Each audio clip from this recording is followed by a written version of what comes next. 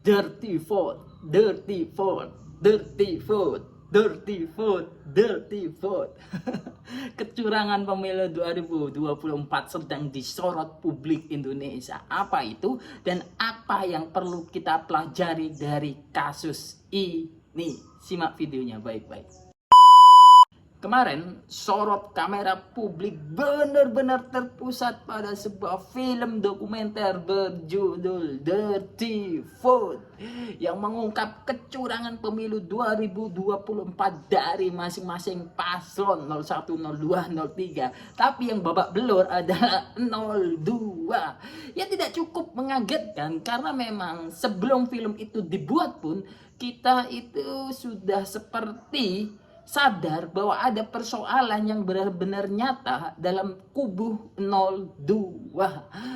Tapi saya nggak mau masuk ke sana, teman-teman. Silakan tonton saja sendiri filmnya, betapa kalian akan diberi paparan yang benar-benar kuat dari 3 orang ahli hukum tata negara Indonesia yang memang populis dan memang kredibilitasnya udah nggak usah dikhawatirkan, yaitu Bivitri Susanti, lalu Uceng, Arifin Mokhtar, sama Ferry Amsari.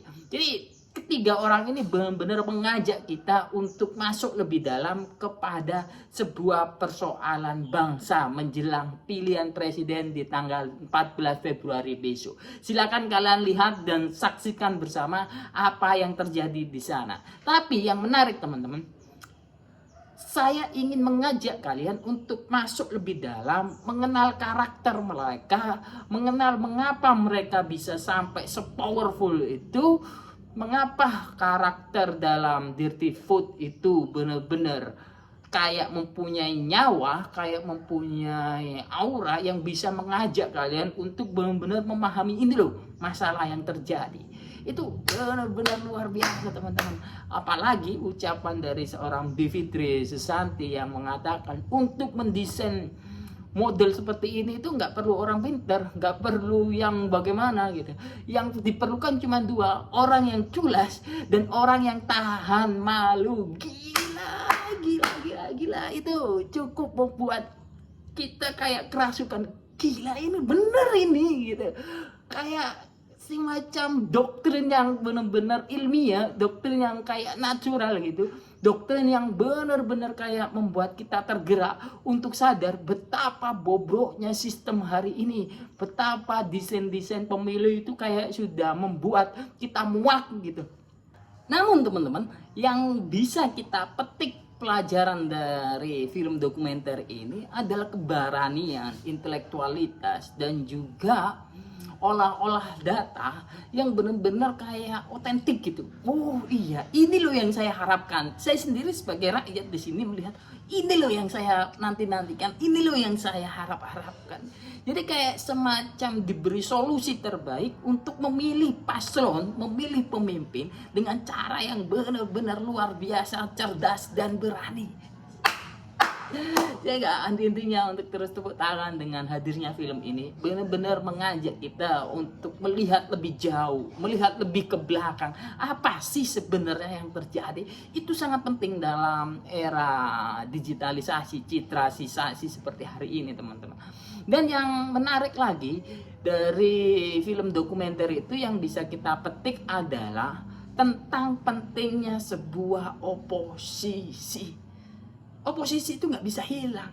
Bahkan kalian kalau memang seorang rakyat dan memang kalian itu rakyat biasa, kalian itu nggak perlu untuk dukung pemerintah, dukung ini, dukung itu, dukung siapa enggak. Kalian perlu dan wajib atau bahkan memang harus wajib untuk jadi oposisi. Agar apa? Agar bisa mengontrol pemerintah, agar bisa mengontrol kekuasaan. Karena itu penting untuk mengucapkan kekurangan-kekurangan bangsa, persoalan-persoalan bangsa. Hanya dengan oposisi itulah persoalan bangsa apapun itu bisa diucapkan. Jalannya ada 2 kalau dalam sosiologi politik. Kalian lewat sistem kepartean politik, tentu di sini DPR, atau kalian menjadi gerakan sosial. Lu kan gerakan sosial kan nggak mesti harus oposisi. Itu yang agak keliru dalam pemandangan kita. Gerakan sosial itu memang lebih fleksibel, lebih cair. Terserah kalian itu bisa yang bagaimana ya. Tapi secara substansi dan kehadiran, gerakan sosial tetap harus melayangkan kritik kepada pemerintah. Dia nggak bisa untuk tidak mengaktifkan fungsinya sebagai oposisi.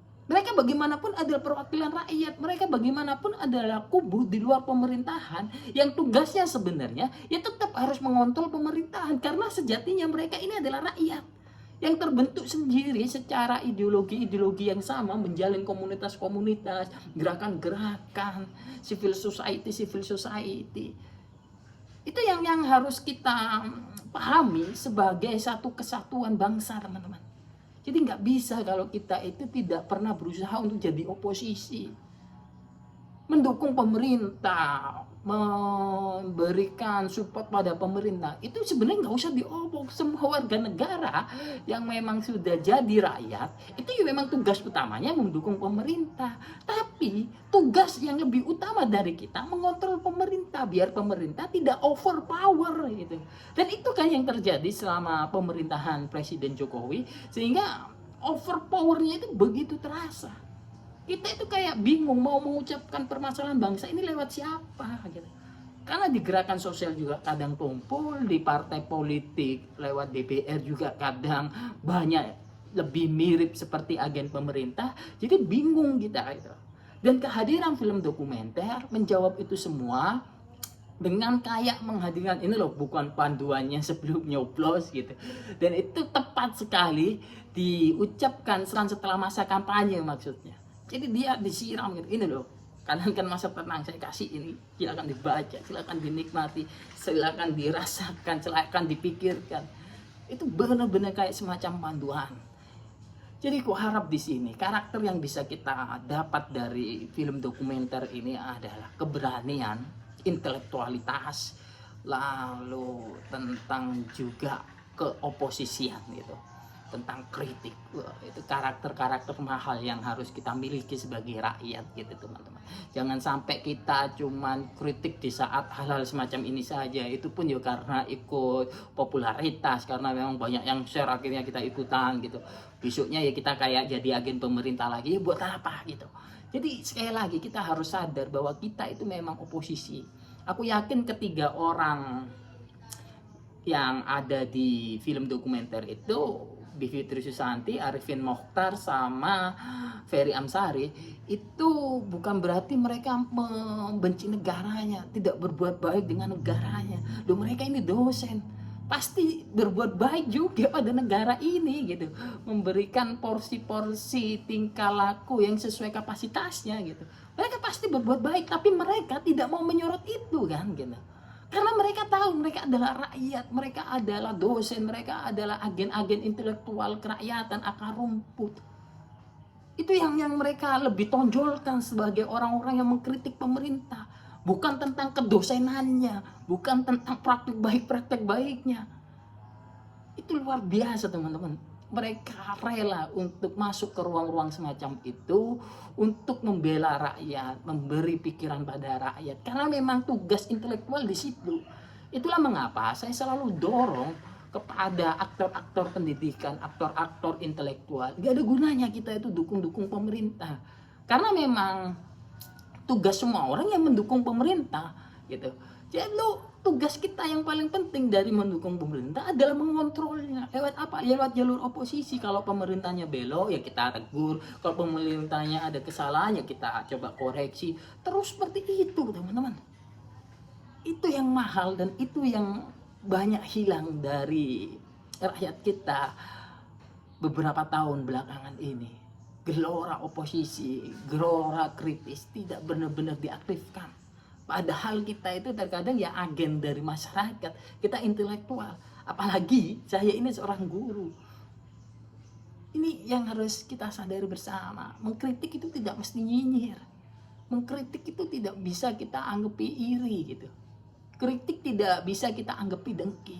Kritik itu ya memang tugas kita sebagai rakyat kepada penguasa, kepada agen-agen pemerintahan. Itu sistem pemerintahannya memang mengharuskan begitu, undang-undangnya mengharuskan begitu. Jadi ku harap banyak karakter yang bisa kita ambil di sini, terutama yaitu tadi geliat oposisi, keberanian, intelektualitas, dan juga semangatnya dalam memproduksi film dokumenter dan strategi-strategi lainnya. Saya rasa luar biasa, dan saya benar-benar ingin mengatakan memang cuman orang culas dan tahan malu yang bisa menjalankan sistem pemerintahan seperti itu. Terima kasih.